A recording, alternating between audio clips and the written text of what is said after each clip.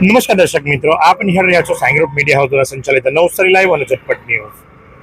જૂની કહેવત છે ને કે ભાઈ સાપ ગયો અને લીસોટા રહી ગયા, એ જ પ્રમાણે પૂર ગયું પણ નિશાની છોડતું ગયું, એ પછી ગંદકી હોય કે વિનાશ હોય। આપ જો છો એ મુજબ કે આ દ્રશ્ય છે મચ્છી માર્કેટની બાજુમાં આવેલા વિરાવળ જતા માર્ગના પુલ ઉપરના, કે જ્યાં પુલ ઉપરની રેલિંગ જે ખરી એ પૂરના પાણીની અંદર તૂટી જવા પામી છે। ન માત્ર રેલિંગ તૂટી જવા પામી છે પણ સાથે જ ઝારી ઝાખડા અને સાથે આ મચ્છી માર્કેટના પાછળના ભાગની અંદર ભરાયેલું પાણી, આ ગંદકી। હવે આ ગંદકીના કારણે આમાં મચ્છરો ઉત્પન્ન થશે, લાર્વાઓ રહેશે અને જેના કારણે રોગચાળો ફાટવાની પૂર્ણ શક્યતા છે।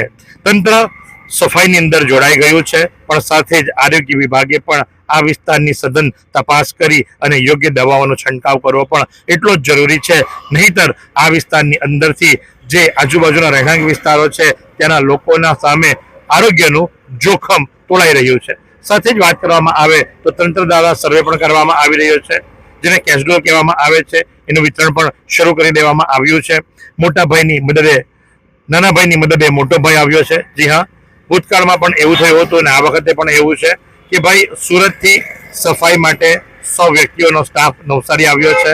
નવસારી નાનો ભાઈ છે અને સુરત મોટો ભાઈ છે। ભૂતકાળની જેમ ફરી એકવાર એસએમસીએ 100 સભ્યોની ટીમ અને 10 સુપરવાઇઝરોની સાથે મશીનરી નવસારી ખાતે મોકલાવી છે, જે સાફ સફાઈના કામની અંદર જોતરાઈ ગયા છે। તો આજે પ્રમાણે હજુ આગળની પણ માહિતી આપશું, નિહાળતા રહો નવસારી લાઈવ। फालूदा मिक्स की इतनी सारी वैरायटीज रिफ्रेश के पास है। अगर आपको भी चाहिए रिफ्रेश के फालूदा मिक्स की इतनी सारी वैरायटीज, तो फिर सर्च करो, क्लिक करो, लाइफ को रिफ्रेश करो। સંસારનો નિયમ છે કે તમે જે કુદરતને આપશો, કુદરત પાછું તમને એ જ આપશે। અને આ દ્રશ્યો જોયા બાદ તમને પણ માલુમ પડશે, પ્લાસ્ટિક, આપણે જે પ્લાસ્ટિક વેસ્ટ નાખ્યો હતો એ કુદરતે જ્યારે રૂઠી ત્યારે એ પ્લાસ્ટિક વેસ્ટનો સામનો પાછો આપણે કરવો પડ્યો છે। નોર્મલી કોઈ મંદિરો હોય ને તો ત્યાં દિવાલો ઉપર લોકો ચુંદડી બાંધતા હોય અથવા તો જાળીઓની અંદર દોરાઓ બાંધતા હોય, પણ આ પ્લાસ્ટિક જે આપણે કચરામાં નાખ્યું હતું અને કુદરતનો પ્રકોપ આવ્યો અને એ જ પ્લાસ્ટિકનો સામનો આજે આપણો કરવો પડી રહ્યો છે। અને આ એક સંકેત છે કે હજુ પણ સુધરી જાઓ, અને જો નહીં સુધરશો તો આ જ ગંદકી વધતી જશે અને તમારા બાળકોનું ભવિષ્ય અંધારામય છે। પ્લાસ્ટિકનો વેસ્ટ જે કચરામાં નાખવામાં આવ્યો હતો પૂરના પ્રકોપના કારણે, એ જ પ્લાસ્ટિકનો વેસ્ટ આવ્યો છે અને આ રીતે આપ એ દ્રશ્યો જોઈ શકો છો। કોઈ આવી ડેકોરેશન નથી કર્યું, કોઈ આવી બાંધ્યું નથી, પણ કુદરતે પાછું વળતું આપણને આપ્યું છે। અને આના પરથી આપણે સમજવું રહ્યું કે કુદરત રૂઠે ને ત્યારે કોઈનું કંઈ ચાલતું નથી। इतने सारे मुखवास, यही सोच रहे हो ना आप? रिफ्रेश के पास है मुखवास की बड़ी रेंज। सर्च करो, क्लिक करो, लाइफ को रिफ्रेश करो।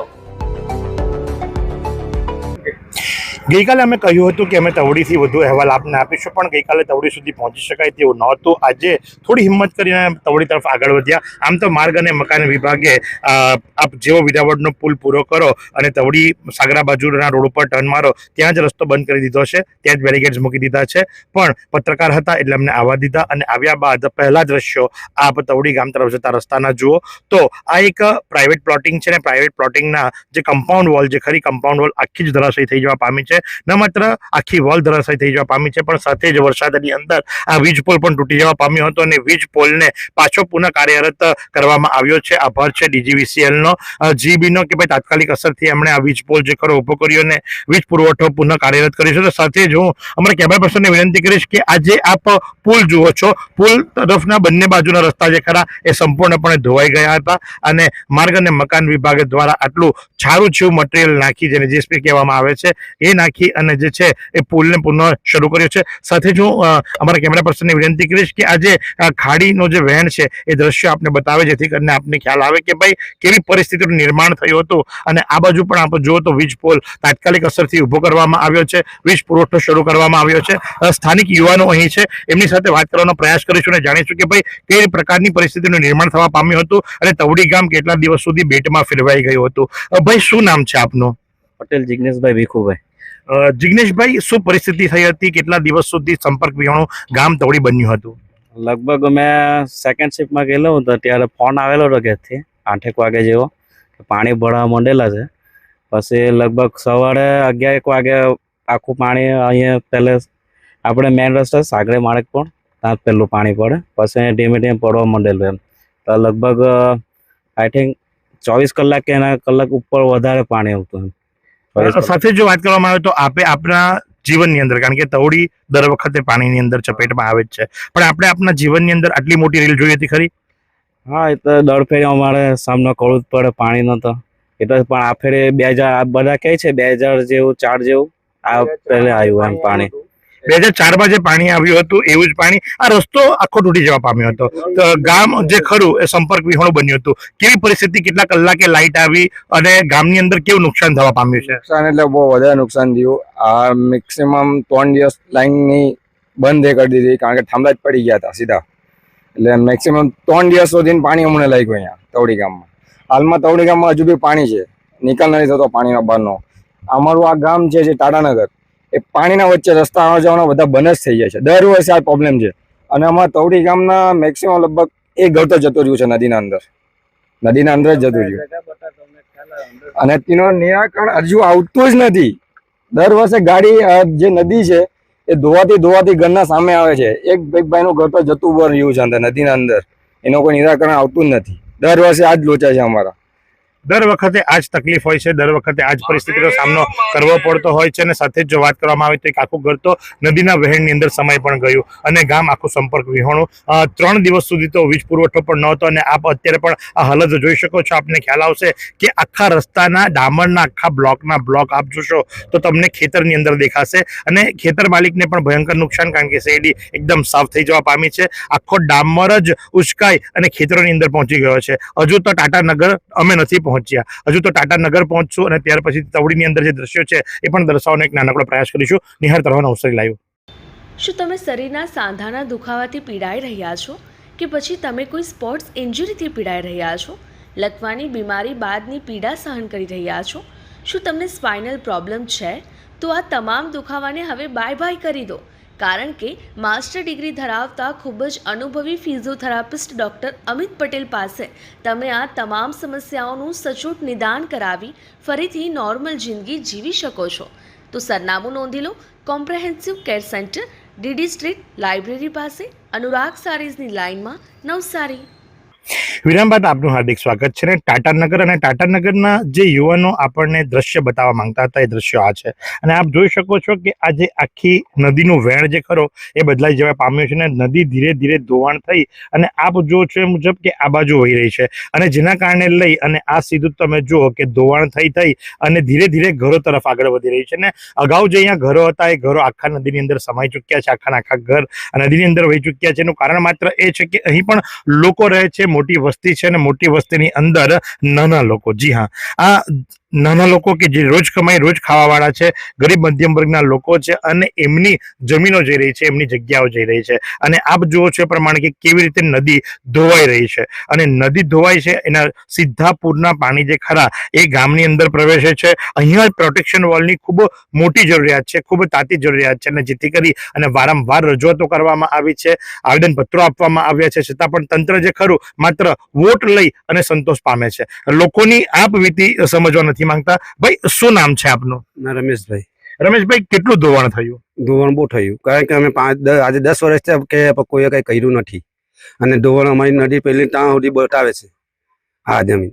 પછી હવે કેટલા વર્ષોથી અમે આ કહેતા છે, પણ કોઈ અમારું માનતા નથી. કેટલી વાર તો મામલેદારમાં બી ગયા, પણ મામલેદારમાં બને પારવું વચ્ચે નદી, પછી કઈ કરવું એમ કહે છે, પણ કઈ નથી થયું. અમે આ વખતે કેટલા પાણી હતા અને ક્યાં સુધી પાણી પ્રવેશ? અહીંયા ઘણા આટલે સુધી તમે ઉભો રહેલા ત્યાં સુધી પાણી હતું. હવે આ ઘરમાં તો અમારું કેટલું ધોવાણ થવાનું, હવે બહુ દુઃખી થતા છે.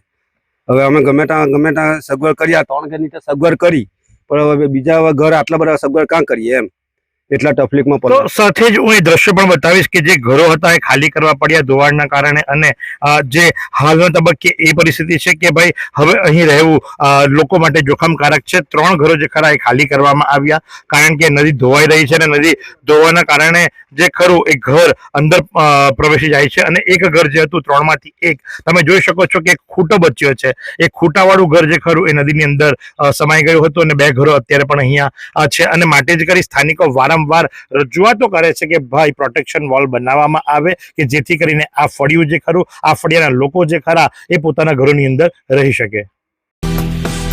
आइसक्रीम हमारे यहाँ रोज चाहिए और वो भी रिफ्रेश के आइसक्रीम मिक्स 5 से ज्यादा वैरायटीज सर्च करो क्लिक करो लाइफ को रिफ्रेश करो. પૂરના પાણી ઓસર્યા બાદ જે વિનાશ સર્જાયો છે એના દ્રશ્યો આપે જોયા.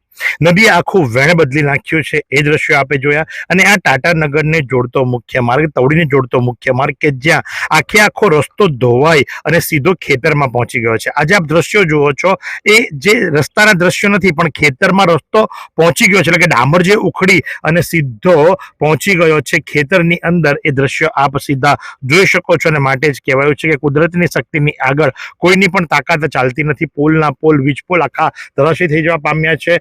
G2 તાત્કાલિક અસરથી 3 દિવસ બાદ આ વિસ્તારની અંદર વીજળી પુરવઠો પુનઃ કાર્યરત કર્યો છે કારણ કે 3 દિવસ લાગ્યા G2 ને પણ કારણ કે 1 નહીં 2 નહીં પણ અસંખ્ય પોલો તૂટી જવા પામ્યા હતા અને જેના કારણે લઈ અને પૂર બાદ આજે વિનાશ સર્જાયો હતો એના દ્રશ્યો આપણે દર્શાવી રહ્યા છે. તો આજ પ્રમાણે આવી પડે પડની અપડેટ માટે આપ નિહાળતા રહો નવસારી લાઈવ અને ઝટપટ ન્યૂઝ. કેમેરા પ્રસંગ કૃષાંગની સાથે હું Mahesh Bhatt.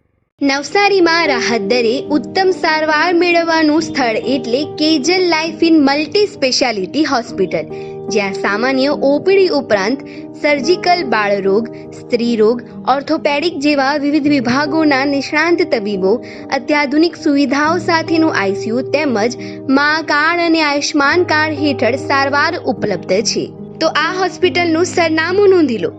National highway number 48 Swaminarayan મંદિર સામે, કબીલપુર, નવસારી. અને વધુ માહિતી માટે સ્ક્રીન પર દેખાતા નંબર પર સંપર્ક કરો.